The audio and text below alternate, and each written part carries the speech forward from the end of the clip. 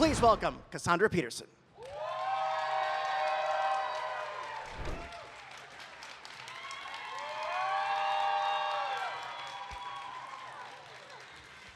You get the big couch.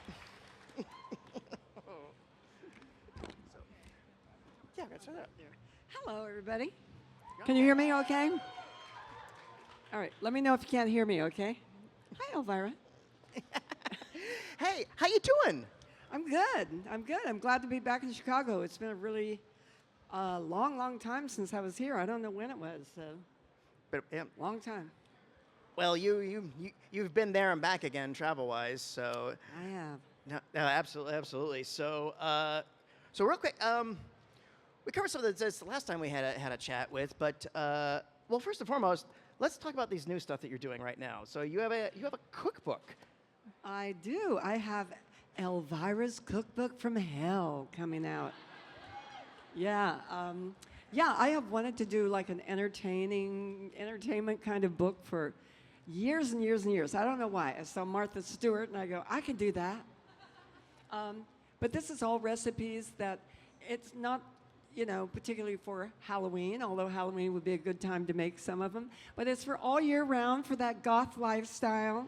There are decorating tips. There are, tips how to do floral arrangements. But there's things like a beautiful picnic for two at a graveyard, and goth wedding, of course, and romantic dinner for 8 at your, at Aunt Morgana's house.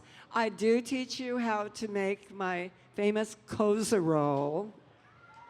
Yes. Where you do have to sit on the potato chips. But anyway, I'm excited about this book coming out. Yeah, so ELVIRA'S Cookbook from Hell, and I really think it's going to be a fun keepsake, no matter what, whether you cook or not. I'm not that great of a cook, but still, I can do it if I have to. Yeah, anyway, no, there's absolutely history with it. I mean, they re-released Vincent Price's cookbook a while ago, and there's some wonderful dishes in that. So I'm really looking forward to that. Yeah, me too. I have 6 copies of those of that Vincent Price cookbook. Yeah. Yeah. People keep giving it to me, which I love. I'm like, okay. No, absolutely. And you have another thing. Can't go into too many details, but you do have something else on the horizon, literature-wise, for the little ones. I do. I wrote a children's book. I go, why not? It's ELVIRA'S first book of monsters. And come on now, every little kid has to be introduced to them at some point, right? So I wrote this really cute little board book. We're not exactly sure about when it's coming out, but I think it'll be around the end of summer. But it's a perfect gift for that little monster in your life. So I think you guys are going to enjoy it. There's also a glow-in-the-dark cover, and it's really a fun little book. I'm happy that I got to do it. Oh, very nice, very nice. Well, I think we're all interested in that, right? All right, okay. And both those will be out in time for the Christmas season, so they'll be excellent gifts. We do. Oh, wow. So a couple of things. First and foremost, real quick, just I've heard this story. I would love to share with the audience. So real briefly, what was the origin story of how you fell into this peculiar character you've been synonymous with for all these years? Yeah, I just, I don't know. Most of you probably know about the story of how I got to be Elvira. It's certainly in my book, Yours Truly. But yeah, it was just a local television station in LA looking for a host because they had a huge library of old, I wouldn't call them A-list movies, but they had a huge catalog of them, and they were looking for a host. There had been a former host named Seymour. Did anybody ever hear of Seymour or see Seymour? Nope, you're not old enough. That's the problem. One person. Okay. One. Sinister Seymour was in the L.A. Hollywood area, and he had passed away, and so they were looking to replace him. And I eventually got the gig through a long process, which, like I said, I won't go into here, but you could read about it in my book. But once I got the gig, I had to come up with a character. They wanted me to be Vampira. I got to tell you guys right now. They wanted to call it Vampira. And that didn't work out. That was a whole long story. But I don't know if you know. She sued me. I am so happy and glad that we didn't end up calling it Elvira. We literally pulled a name out of a coffee can, and it was Elvira. It was like, okay, whatever, Elvira.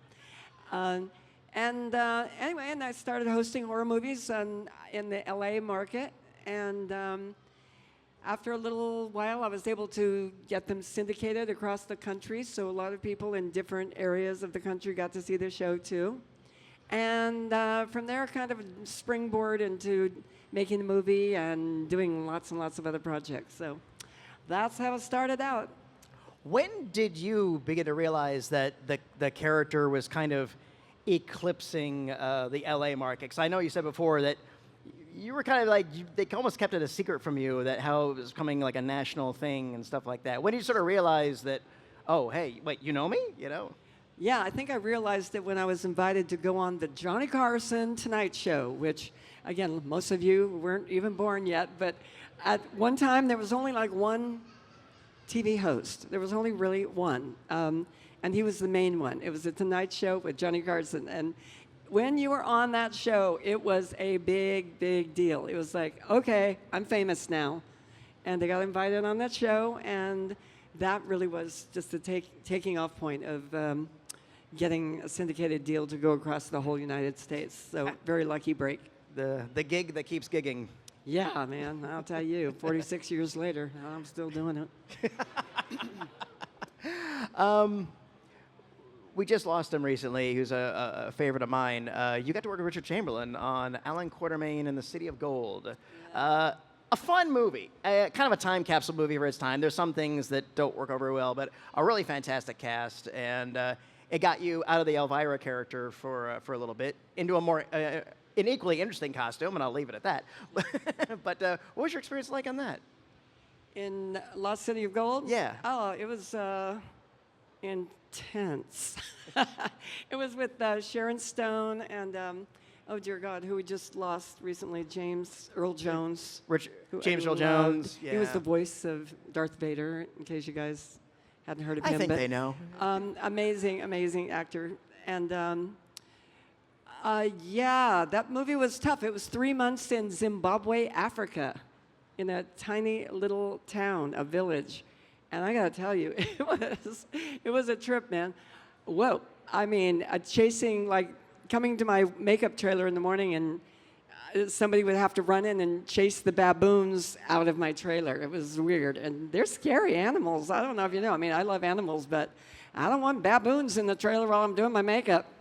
And warthogs coming and trying to eat all the food around the trailer and surrounding you. And it was a real experience. I mean, a wonderful experience. I loved Africa. It was an amazing, amazing experience. But I became dear friends with Richard Chamberlain, the star of that. And I don't know if you guys, any of you, again, everybody's too young to know this stuff. But like Dr. Kildare, and then he went on to do Shogun. And oh my God, what was the big one where he played? Thornbirds was another big one. Yes, yeah. Thornbirds. But I was just in, this was really weird timing. I went over to Hawaii, where Richard lives, to celebrate his 91st birthday. And we had a wonderful birthday party for him that all of his friends came to. And it was this beautiful, beautiful night. And I'm so happy I went that the day I was leaving, you know, I got to tell him goodbye and I love you. And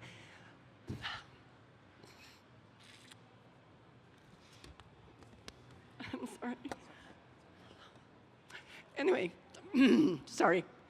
And then when I got on the plane, they called that he had fallen down and had a stroke and died. And anyway, it was tough. But we were really close friends for like 30, 35 years. And he was an amazing actor and an amazing man. So that was sorry, guys. Oh my God. Everybody's dropping dead around me. It's like dropping dead like flies. Damn, every time I come to a convention, I'm sitting here talking about my best friend who just died. I'm just going next week to my friend Lynn Stewart's memorial in L.A., who was Miss Yvonne, the most beautiful woman in Puppet Land. Yeah.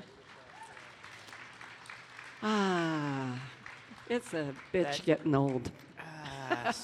So much talent. That whole Groundlings cast. PeeWee, John, Phil Hartman, everybody is like, wow. So. Okay, I'm the last man standing.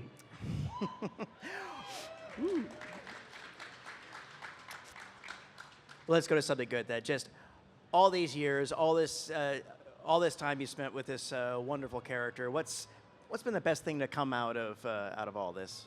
Money. No. Yes. Oh, Just honest kidding. answer. Okay. No, honest to God, the best thing to come out of it, honestly. I mean, the money doesn't hurt, let me tell you. Finally making money and being able to pay your payments and, live like a normal human being after being an actor for 20-odd years is a nice little perk.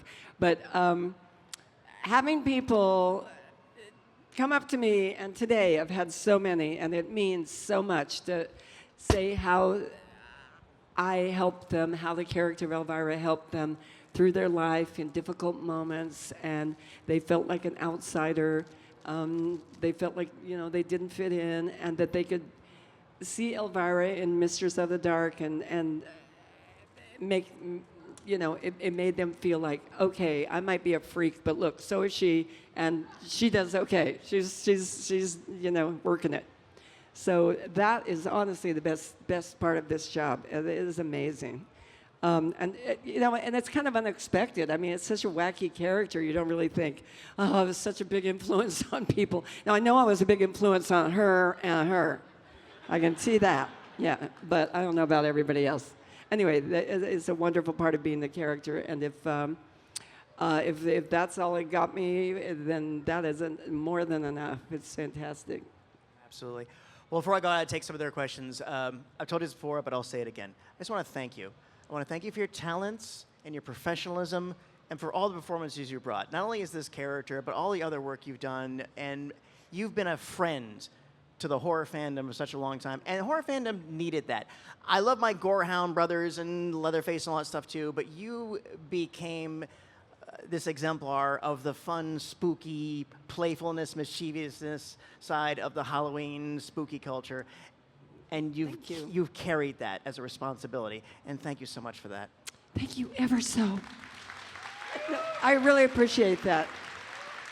And I think sometimes that's missing from the horror community, which I love, of course, but the humor. You need a little bit of that to go with the blood and guts and gore. I mean, the humor takes the edge off, and I'm glad I'm able to kind of do that. And it goes all the way back to Zachary himself, goofing on the stuff. They really too. And again, thank you for you've also raised awareness of LGBT among the horror community as well. Thank you. Yeah. Happy to do it. Appreciate that.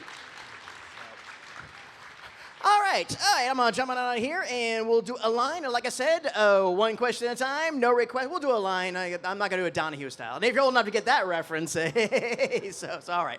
Okay, you were the chat or what? So we'll get you first this time. Okay. Hi, what's your name? My name is Jackie. Hi, Cassandra. I just had a quick question.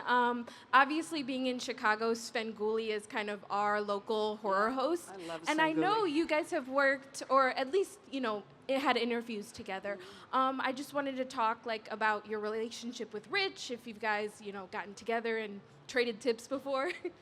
We have some great pictures together that we've done, and never got the opportunity to work together. I love his show that's on the one now that's on. I mean, I just think he's like one of the ultimate horror hosts of all time, and never unfortunately got a lot of time to hang with him. We're always working, but I certainly appreciate everything he's done in the horror community, and yeah, I mean he's right up there at the top. Great. Thank Here, you. you get two for reading the first one. There you go. There we go. So, hey. Hello again. Oh boy, Bill had fun with you, didn't he? Absolutely. Okay, what was your name again? My name's Rob. What's that? So in your memoir, it's I don't know why it's stuck in my head, but when you were first going to a Showgirls show when you were 16 or 17, which I know it's weird that I know that because of the memoir, but you were picked out of the crowd by some guy that was producing the show, and was it that random, or was that prearranged? Did he just see you and just hey, you want to be in this show?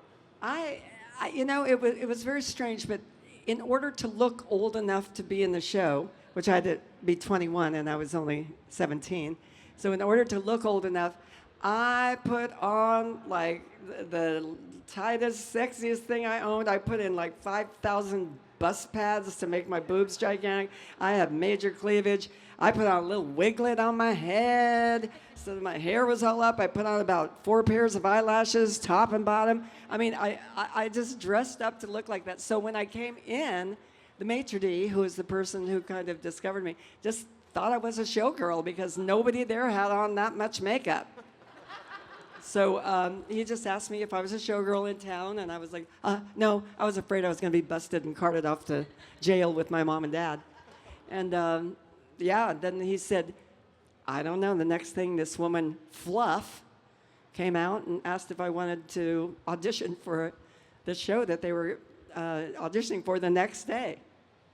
And my parents weren't wild about the idea, but that really never, hindered me in any way. So, yep, I got Fun the part. question. Thank you. Thank you. Hi, what's your name? Chrissy. So you have several pinball machines out. Yeah. And they're all awesome. But how was making House of Horrors? Like picking all those B movies to put in it and doing all the lines. Was there like a favorite part for you?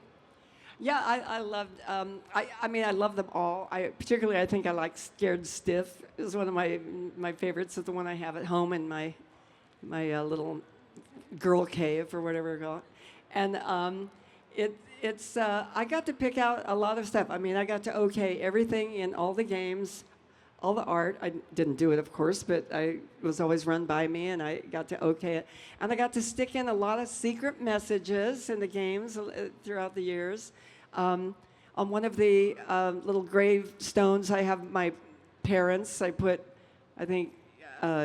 Dale and Philly. My mom's name was Phyllis, but I put rest in peace, Dale and Philly. They weren't dead yet, so I don't know if that was such a good idea. And then I put Yo Travis. You'll see a little thing written up there. And that was my old boyfriend, my ex-boyfriend before he got married. And then I have I Heart Marky, my ex-husband. I wish I could erase that. And all kinds of little messages in there I got to do. And of course, I got to come up with some of the lines, whatever lines I wanted. They did a pretty good job of giving me lines, but I got to kind of improvise. So, yeah, I had a pretty big hand in all of the machines. I'm very proud of them. They've been doing really, really great. Thanks. Great, thank you. Hey, what's your name? My name's Ken. Hi, Cassandra. Hi. Hi. So Elvira, the character, is just so funny, and I just wondered if you had a hand in, like, the writing, if that was scripted or improv, if off the cuff. I write everything. I wrote for 24 years with my writing partner, John Paragon. I've had subsequent partners. I do better writing with a partner. I do write stuff alone. I wrote my book, Yours Cruelly, by myself. I wrote the children's book by myself. I wrote the cookbook with help from the person who actually knows how to cook.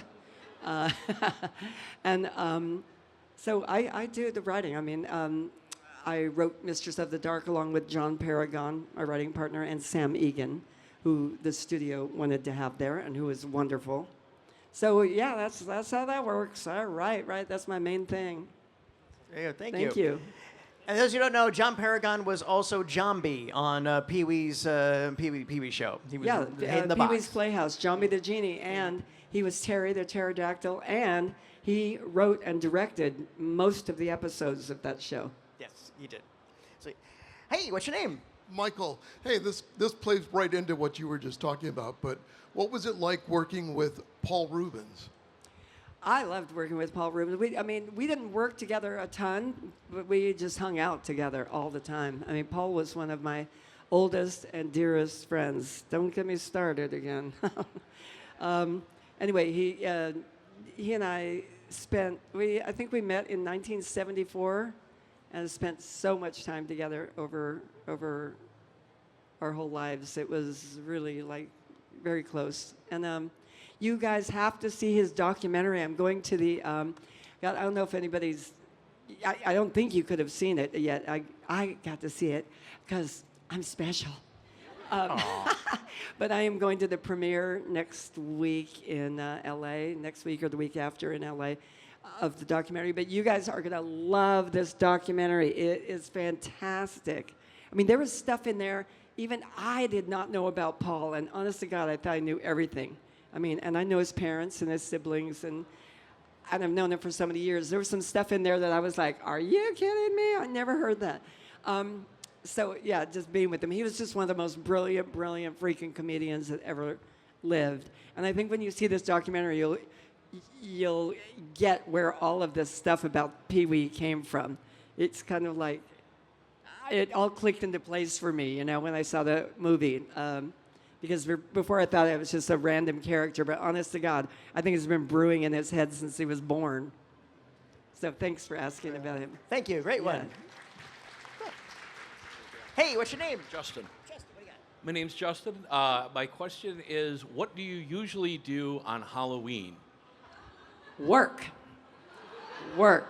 Halloween, when I grew up and when I was a teenager in my early 20s, were my favorite holiday. My parents owned a costume shop, so it was a very busy time. I was working even then. So it was a very busy time for me. And once I became Elvira, it became a job. It's kind of a bummer. I mean, not that I don't have fun on Halloween, but I have to wear the same old costume every year.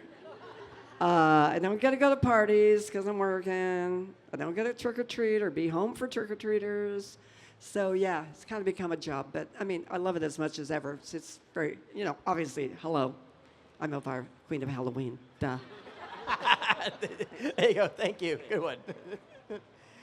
Hey, what's your name? I'm Brian. Hi, Brian. What you got? So you kind of touched on some of your fellows, but what was it like being a groundling? How do you enjoy groundling?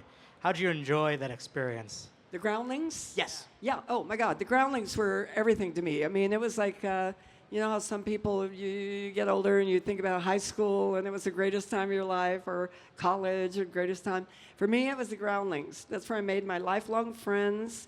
That's where I learned to do comedy. And it just super important to me. I can't tell you how important. And I don't know if you guys are familiar with the Groundlings, but it's an LA comedy improv group. And everybody has come out of that group. I mean, definitely half the casts of all Saturday Night Lives have come out of there. Will Ferrell, Mary McCarthy, is that her name? Oh my God, the list is endless of the people that came from the Groundlings. So whoever didn't come from Second City here in Chicago came from well, Groundlings. Yeah, I'm sorry. Yeah, that's right. That's pretty much it. Yeah. If you weren't in Second City, you were in the Groundlings. Yeah, so it was a great experience. Thank you. Hi, this is very lovely. Good job. Yeah. What's your name? Oh. Tanya. What you got? How was working with RuPaul's Drag Race? Oh, I love working on RuPaul's Drag Race. I've known RuPaul for years and years and years, way before he did his show, and even before he had a talk show before that. And so I've known RuPaul forever. I've known all drag queens forever, I have to tell you, really. So working on the show is it's pretty intense. There's a lot going on there. It's not like you're having fun and games. It's kind of like, sit down, do the thing, no, you know, because they only have a certain amount of time to shoot, and it's very serious work. But I love doing the show. I love watching the show. I love all the queens that are on there and that have come from there. So many, it's such a proving ground for so many. Yeah, it's fantastic. Quick, but it was cute. So, thank you, Maleficent. Thank you. for you, Yomaz. Thank you very much. Look at this. Oh. Hi, Elvira. Okay, come on. Let's do a walk. This is too good. Let's do it. Let's do a walk of shame. Let's do a walk. Woo, good job. Good job. Hair is fantastic. Really, good job. We'll get you in front of the camera. What's your name? My name is Tiffany. Hi, Tiffany. What you got? So who do you think was the funniest person on the set of Elvira, Mistress of the Dark, and what's your favorite story about them? The funniest person in the movie, Mistress of the Dark? Yeah. Me. I have so many stories about her. She's so special to me. No, the funniest person, I mean, there were a lot of funny people. There were a lot of really good actors in that movie, but honestly, who was the funniest? I thought Edie McClurg, who is also Groundling, was just perfect as Chastity Pariah. And I wish John Paragon played the gas station attendant, my writing partner, and Jamie the Genie. He played the gas station attendant that I blew up. I wish he could have been in the movie more and had a bigger part, because he's really one of the funniest people in the whole entire world. But we kind of tried to populate the movie with Groundlings, even though there weren't that many parts open for them, you know. So a lot of pissed off Groundlings ended up, you know, in the end. But anyway, yeah, Edie McClurg was so perfect for that part. I mean, we wrote that part around her, because when I used to come in to do the Groundlings, she'd see me in the mirror behind her and she'd go, "Oh, you're not wearing that on stage, I hope." I mean, she was like that all the time. It was like, so she was perfect for that part. Thank you. Great, Yeah, thank you. thanks. Yeah, come on, say it. Hi, what's your name? Ellie. Ellie, what you got?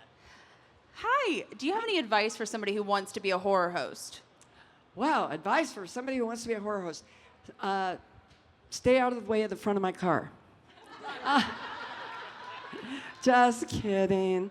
No, well, it's a little tougher out there these days because getting the rights to the films is really hard. But it can be done, and you can be on, you know, online and do it, and just not even get the rights, just, you know, show clips. But developing a horror character, I'm going to tell you, like, kind of how I did it. It's like and I hope this is PC. If there's anybody Chinese out there, I sort of went like a Chinese restaurant menu. I picked one from column A, one from column B, and one from column C. 3 things that didn't really go together: humor, sex, and horror. And I combined them, and it worked. Strangely, I didn't know if it would or not, but. So if you pick like 3 odd things and put them together, you'll come out with something unique. So give that a try. Okay, I look forward to hosting you on this stage. Thank you. You're welcome. Thanks. Hey, what's your name? Hi, Cassandra. My name is Kaylee, and I would like to ask you what your first thoughts or reactions were once you finally nailed what we all know to be the signature Elvira look. Oh, well, I loved it. I mean, my best friend at the time, a guy named Robert Redding, he and I talked over what it should be. You know, I got the part. I've got to look scary, but they wanted me to look sexy. And he came up with that dress, and he made that dress, cut it out, sewed it, everything. I loved it. I thought it was fantastic. And he gave it a little 60s vibe with the hair that was based on his favorite singer, Ronnie Spector from the Ronettes. And we gave it like a little 80s flair with a little leather jewelry with the studs and everything, like a little metal flair, you know. And anyway, when I got the costume, I loved it. People were like, "Aren't you embarrassed to be seen in that dress? You know, what will your parents think?" And I said, "They are just happy I'm wearing clothes."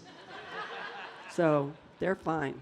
Yeah. So I loved it. I thought, you know. Thank you. Thank Great you. question. Thank you. Hey, what's your name? My name's Lewis. You got to work with the great Gonk, and I just wanted to know what happened to Gonk. Well, Gonk was a dog, so he died quite a long time ago. The movie's been out now, 35 years, I think. He would be an old damn dog. But Gonk is on a farm chasing rabbits. Yes, he's in heaven or hell, probably, because he was the meanest little bastard. He really was. And I love dogs, but I gotta tell you, this dog bit a couple people on set. He bit Kurt Fuller, the real estate agent. He bit him for real, really bad on the ankle. He tried to bite me several times, but I was too fast for him.